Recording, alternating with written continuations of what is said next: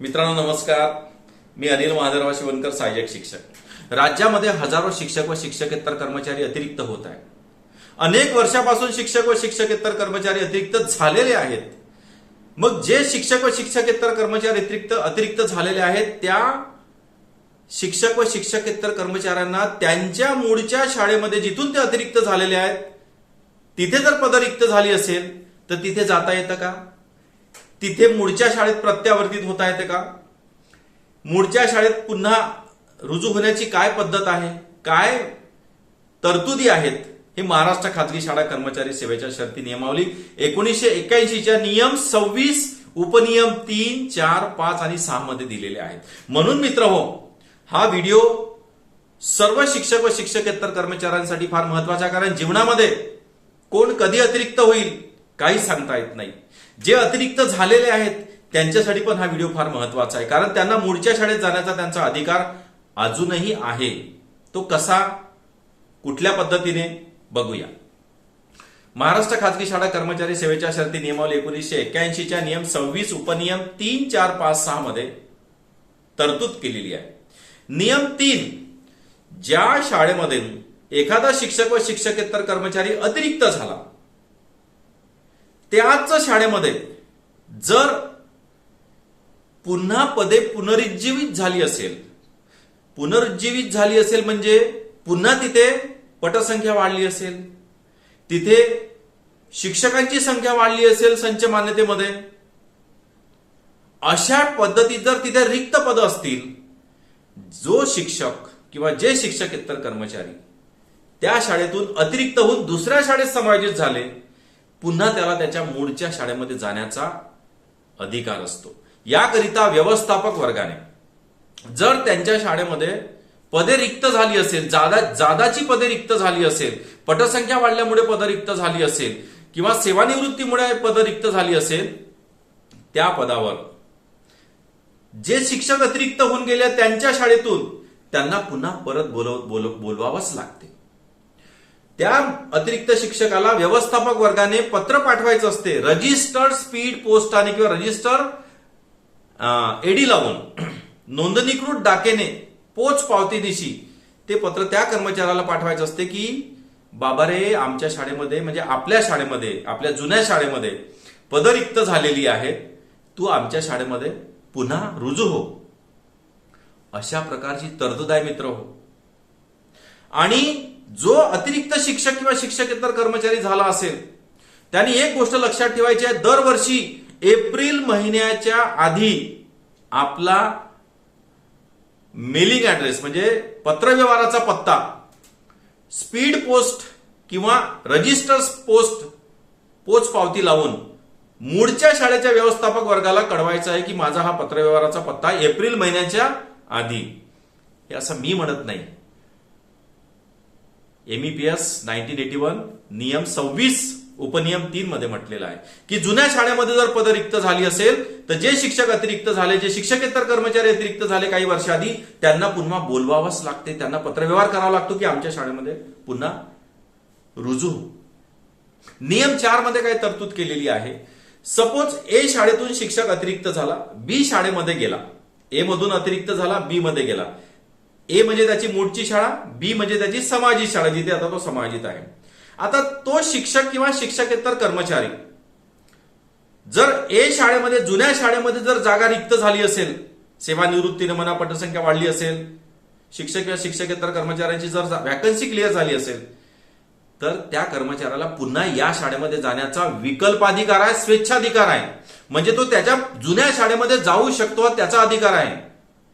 त्याला विकल्पाधिकार म्हटलं आहे, असं मी नाही म्हटलं, नियम 24 मध्ये म्हटलेला आहे. पण आता तो बी शाळेमध्ये समायोजित झालेला आहे, इथेच त्याचं सर्व व्यवस्थित आहे, शाळा जवळ आहे, तो त्या शाळेमध्ये रुळलेला आहे, त्या शाळेशी त्याचा जिव्हाळा झाला निर्माण.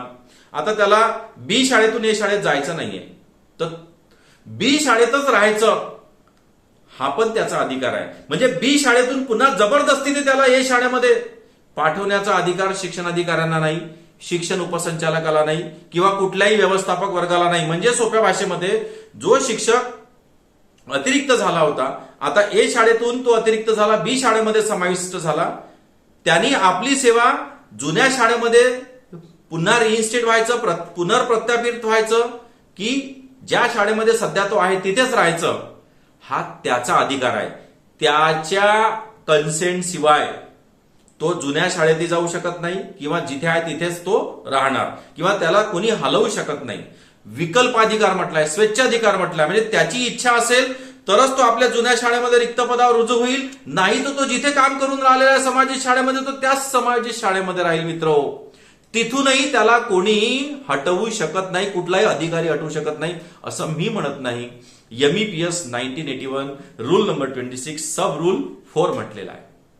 रूल नंबर 5 काय म्हणतोय, जर एखाद्या कर्मचाऱ्याने तो ज्या शाळेमध्ये समाविष्ट झालेला आहे, ज्या शाळेत त्याचं समायोजन झालेलं आहे, समाविष्ट शाळा किंवा समायोजित शाळा, त्याच शाळेमध्ये जर त्यांनी विकल्प स्वीकारला असेल की नाही मी इथेच राहतो, मला जुन्या शाळेत जायचं नाही, त्याच्यावर कोणी जबरदस्ती करू शकणार नाही, त्याला कोणीही हटवू शकणार नाही की तू नाही, तू आपल्या शाळेत जा, तुझ्या शाळेमध्ये जागा रिक्त झाली आहे, चल जा तू, असं कोणत्याही व्यवस्थापक वर्गाला अधिकार नाही, कुठल्या अधिकाऱ्याला अधिकार नाही. म्हणून मी तुम्हाला सांगितलंय की मूळच्या शाळेत प्रत्यावर्तित होण्याचा हा विकल्पाधिकार आहे, स्वेच्छाधिकार आहे.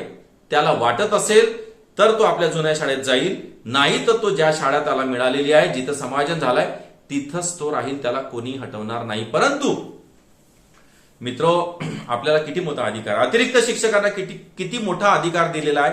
समजा जुन्या शाळेमध्ये जिथून तुम्ही अतिरिक्त झाले, तुमची मूळची शाळा, त्या शाळेमध्ये जर रिक्त पद झाले असेल तर तुमचा कन्सेंट घेतल्याशिवाय ते पद भरता पण येत नाही आणि तुमच्या कन्सेंट शिवाय तिथे अतिरिक्त शिक्षकही एज्युकेशन ऑफिसरला पाठवता येत नाही. म्हणून व्यवस्थापक वर्ग तुम्हाला पत्र पाठवतो की तुम्ही आमच्या शाळेमध्ये पुन्हा या, परत या, आणि त्या पत्राला जर तुम्ही 15 दिवसात रिप्लाय दिला नाही किंवा ते 15 दिवसात त्यावर कुठलेही तुम्ही आपला रिप्लाय दिला नाही की मी येत नाही किंवा जात नाही वगैरे वाटेवर, किंवा ते पत्रच घ्यायला स्वीकार केलेला नाही 15 दिवसाच्या आत, तर समजायचं की आपण आपला हक्क सोडलेला आहे. म्हणजे व्यवस्थापक वर्ग मग दुसरं नवीन पद त्या तुमच्या जागेवर भरू शकतात.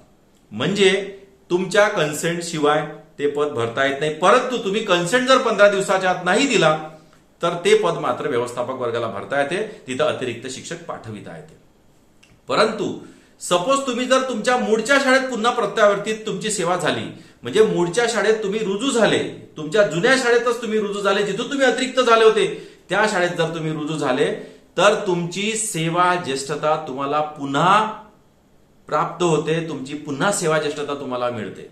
म्हणजे तुम्ही जर जुन्या शाळेमध्ये पद रिक्त झाल्यामुळे पुन्हा जुन्या शाळेमध्ये प्रत्यावर्तित झाले, मूळच्या शाळेत पुन्हा रिइन्स्टेट झाले किंवा पुनर्प्रत्यापित झाले, तर त्या ठिकाणी तुमची जी जुनी सर्व्हिस असेल ती पूर्ण सेवा ज्येष्ठता तुमची, जेव्हा तुम्ही तिथून गेलेच नसते, तुम्ही तिथून अतिरिक्तच झालेच नसते, अशी परिस्थिती निर्माण झाल्यानंतर जी परिस्थिती होईल ती परिस्थिती तुम्हाला लागू राहील. म्हणजे थोडक्यामध्ये तुम्ही जर मूळच्या शाळेत गेले, तुम्ही आपल्या जुन्या शाळेमध्येच गेले, तर तुमची सेवा ज्येष्ठता तुम्हाला पुन्हा परत मिळते. तुमचं जर काही वेतनाचं नुकसान झालं असेल तर तेही तुम्हाला पुन्हा परत मिळते.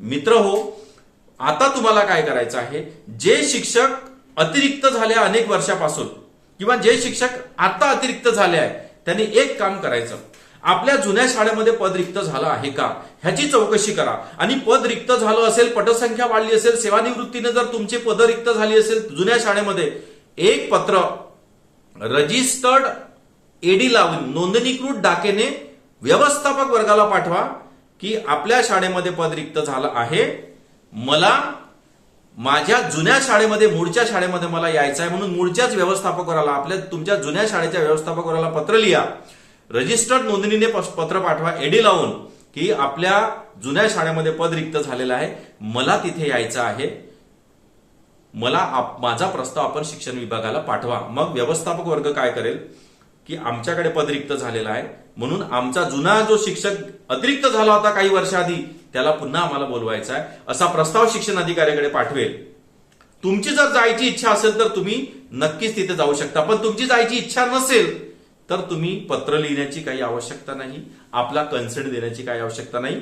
तुम्ही आहे त्याच शाळेत राहणार, तिथून तुम्हाला कोणी हलवू शकत नाही, कोणी नाही, ईओ नाही, डीडी नाही, कुठलाच शिक्षण विभागाचा सर्वोच्च अधिकारी नाही. कारण ए शाळेमध्ये राहायचं किंवा बी शाळेमध्ये म्हणजे जुन्या शाळेत जायचं की समायोजित शाळेतच राहायचं, हा अधिकार फक्त आणि फक्त शिक्षक व शिक्षकेतर कर्मचाऱ्यांचाच विकल्पाधिकार आहे, स्वेच्छाधिकार आहे. परंतु जर कोणाला जायचं असेल तर आपल्या जुन्या शाळेत पद रिक्त झालं का, आपण तिथे पुन्हा रुजू झाल्याने आपली सेवा ज्येष्ठता आपल्याला मिळणार आहे, तर मग आपली पदोन्नती वगैरे होऊ शकते का, आपण सुपरवायझर, मुख्याध्यापक, उपमुख्याध्यापकाच्या पदावर जाऊ शकतो का, असा जर काही लाभ होत असेल तर तो तुमचा विकल्पाधिकार तुम्हाला जाता येते. मित्र हो, म्हणून जिथून जिथून अतिरिक्त झालेले आहेत किंवा जे होणार आहेत किंवा झाले आहेत त्यांना जर त्यांच्या मूळच्या शाळेत जायचंच असेल तर त्यांनी लक्ष ठेवा की आपल्या जुन्या शाळेमध्ये पद रिक्त होतंय का आणि तो तुमचा अधिकार आहे जायचं की नाही जायचं. हा व्हिडिओ जास्तीत जास्त शिक्षकांपर्यंत पोहोचवा. माझ्या युट्यूब चॅनलला लाईक करा, शेअर करा, सबस्क्राईब करा. Thank you very much.